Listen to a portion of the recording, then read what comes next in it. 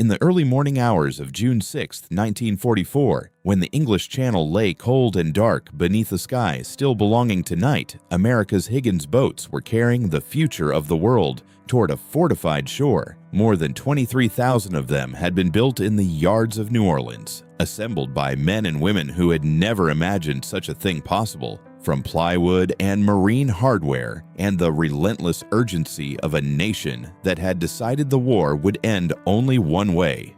They carried soldiers who were sick with fear and cold and the motion of the sea. They carried the rifles and the artillery and the weight of everything that would be asked of the men inside them in the minutes ahead. Dwight Eisenhower, the supreme commander of Allied forces in Europe, would later say that without Andrew Jackson Higgins, the man who designed them, the Allies could never have won the war. That was not hyperbole. That was the considered judgment of the man who had been there. But the war ended, and when wars end, even the machines that won them must find somewhere to go.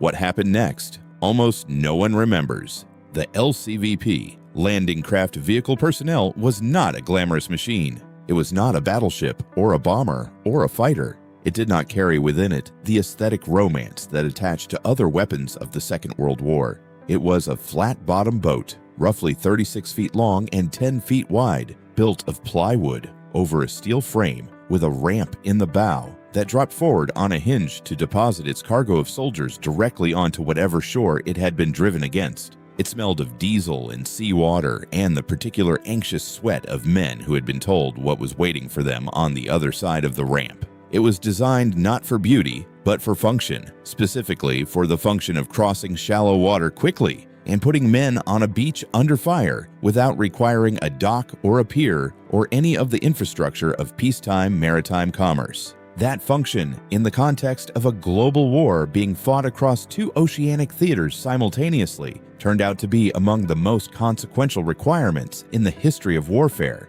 The ability to project military power from ship to shore, to take an armada and convert it into an army on a hostile beach, was the operational problem that defined the amphibious campaigns of the Second World War. And Andrew Higgins, a boat builder from New Orleans who had spent years designing shallow draft vessels for the swamps and bayous of Louisiana, had solved it. Andrew Jackson Higgins had not set out to build the machine that would win the war. He had set out to build boats that could navigate the shallow waters of the Gulf Coast, vessels for trappers and oil explorers, and the commerce of a region where the land and the sea were imperfectly separated and the channels changed with the season. His Eureka boat, developed through the 1930s, was a shallow draft work vessel with a protected propeller and a distinctive spoon bow that allowed it to run up on shore and back off again without grounding. It was built for utility, not war, and it was built in New Orleans, far from the naval establishment of the East Coast that might otherwise have noticed it sooner.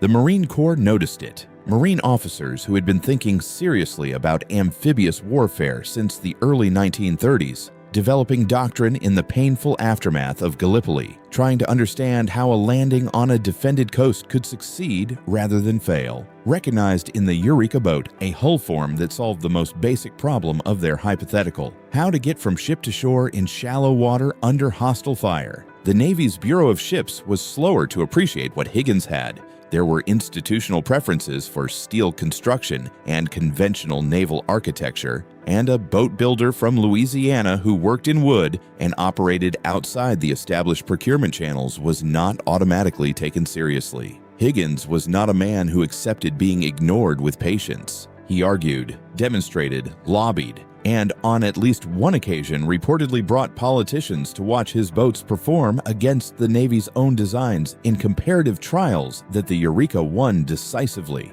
By the time the United States entered the war in December 1941, the relationship between Higgins Industries and the United States military had been established, if not without friction.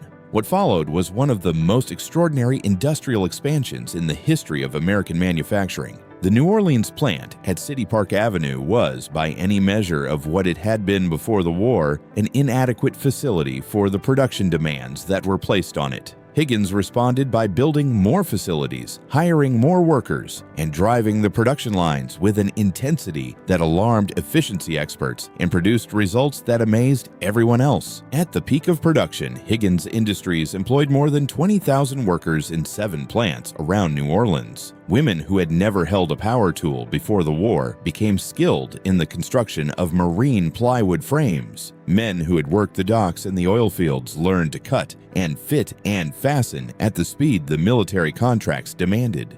The production numbers were staggering. Over the course of the war, Higgins Industries and its affiliated subcontractors delivered more than 23,000 LCVPs and related landing craft to the United States military. The variants multiplied as the military's requirements became clearer. The LCM, the landing craft mechanized, capable of carrying a tank; the LCPL, the personnel launch; the PT boat, which Higgins also produced in quantity. The yard became something the city of New Orleans had not previously imagined itself to be, a critical node in the industrial infrastructure of the most important war in American history. The plywood construction that characterized the LCVP was not a concession to material shortage or industrial expediency, though both were factors in the wartime environment. It was a deliberate engineering choice rooted in Higgins's understanding of how the boat would be used. Wood was lighter than steel. It was more buoyant. It was easier to repair in the field by men who might have access to lumber but not to welding equipment. It could absorb certain kinds of damage, the grinding contact with a beach, the scrape of coral, the ordinary punishment of amphibious operations, and remain serviceable in ways that a steel-hulled vessel of the same weight might not. The plywood hull was a feature, not a limitation. It was also, as it turned out, the central fact of the LCVP's post-war fate. Normandy made the LCVP famous, but Normandy was only the most visible of the operations for which it was used. The Pacific War was, in its fundamental operational character, an island-hopping campaign, a strategy premised entirely on the ability to project force from the sea onto shores that the enemy had fortified and mined and covered with machine guns and artillery. Every major American amphibious operation in the Pacific, Guadalcanal, Tarawa, Saipan, Iwo Jima, Okinawa, relied on landing craft to move troops from the transport fleet to the beach. The LCVP was the workhorse of that movement. It was the machine that turned the Pacific Ocean from an obstacle into an avenue. The losses were significant. Landing craft were not designed for longevity under combat conditions. They were designed to cross a short stretch of water as quickly as possible and deposit their contents on a beach. If the beach was defended, the landing craft were exposed to direct fire from the moment they came within range. At Tarawa in November 1943, landing craft hit the reef offshore and became stuck, leaving Marines to wade through hundreds of yards of chest-deep water under fire that killed many of them before they reached the beach. At Omaha on D-Day, landing craft ramps dropped into water too deep for the men inside to stand in, and soldiers wearing heavy equipment drowned within yards of the shore. The craft themselves were torn apart by obstacles and artillery and mortar rounds. The crews, the Navy and Coast Guard enlisted men and officers who drove them, suffered losses that were not always tabulated with the same exactness as the losses of the men they carried. But the craft kept coming. That was their nature and their purpose, to keep coming, to absorb losses and replace them from the enormous pool of production, to maintain the flow of men and materiel from ship to shore until the objective was taken. The LCVP was a consumable in the military supply chain designed to be used and, if necessary, used up. When Japan surrendered in August 1945, the United States possessed an amphibious fleet of extraordinary size. Hundreds of attack transports and cargo ships carried in their davits and on their weather decks the thousands of landing craft that had been assembled for the invasion of the Japanese home islands. An operation that military planners had estimated would require a landing force larger than anything that had come before, supported by a correspondingly enormous fleet of craft to put them ashore. The atomic bombs at Hiroshima and Nagasaki ended the war before Operation Downfall was executed, and that fact meant that the invasion fleet, the landing craft, the transports, the entire apparatus of the largest planned amphibious assault in history, was never used for the purpose for which it had been assembled. The machinery of disposal moved quickly. The War Assets Administration, tasked with converting the military's enormous surplus into something the peacetime economy could use, or at least account for, confronted in the landing craft a category of property that presented particular challenges. The LCVP had very limited civilian utility. It was too large for recreational use, too specialized for most commercial applications, too flat-bottomed and open to serve as a working vessel in conditions that differed significantly from the protected waters of an amphibious operation. A boat designed to run up on a beach under fire and back off again at speed was not obviously useful to anyone who was not planning to run up on a beach under fire. The plywood construction compounded the disposal problem.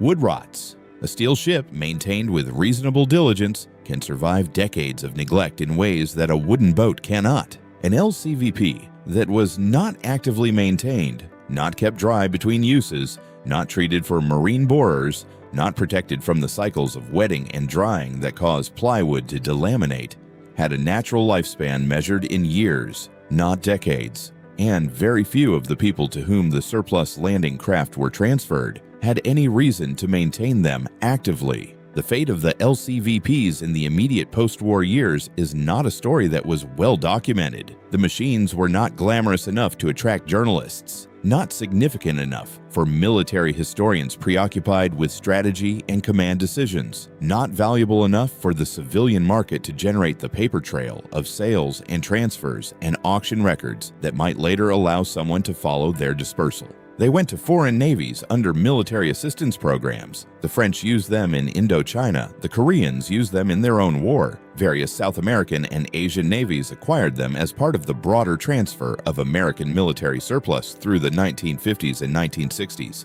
They went to municipal governments for ferry service and harbor work.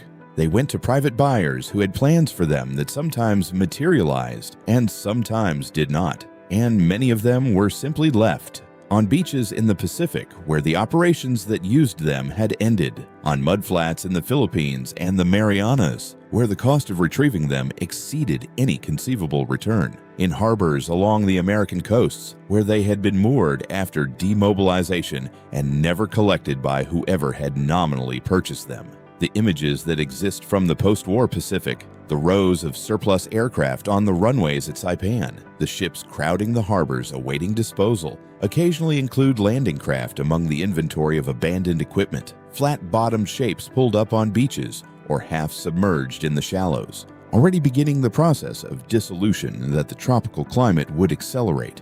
Higgins Industries itself did not survive the peace in any recognizable form. The company that had employed 20,000 workers and built the craft that shaped the war contracted violently when the military contracts ended. Andrew Higgins had anticipated this and sought to diversify.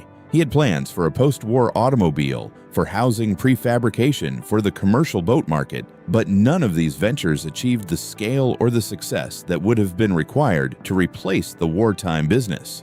The plants in New Orleans closed or were sold or converted to other purposes. The workforce dispersed. The extraordinary industrial organism that had come into being over the course of the war simply ceased to exist in the form that had made it historically significant. Andrew Higgins died in 1952, 7 years after the war ended and only 4 years after Eisenhower's famous declaration that he was the man who had won the war. He was 65 years old. The business he had built at such cost and driven with such ferocious energy had largely dissolved around him before he died. The man who had argued and lobbied and demonstrated until the Navy accepted what he had built did not live to see the full extent of what he had made possible recognized by the historical record. The recognition came later, as it often does, after the participants are gone and the distance of time allows the scale of what happened to become legible. The craft themselves continued to rot and sink and disappear through the 1950s and 1960s.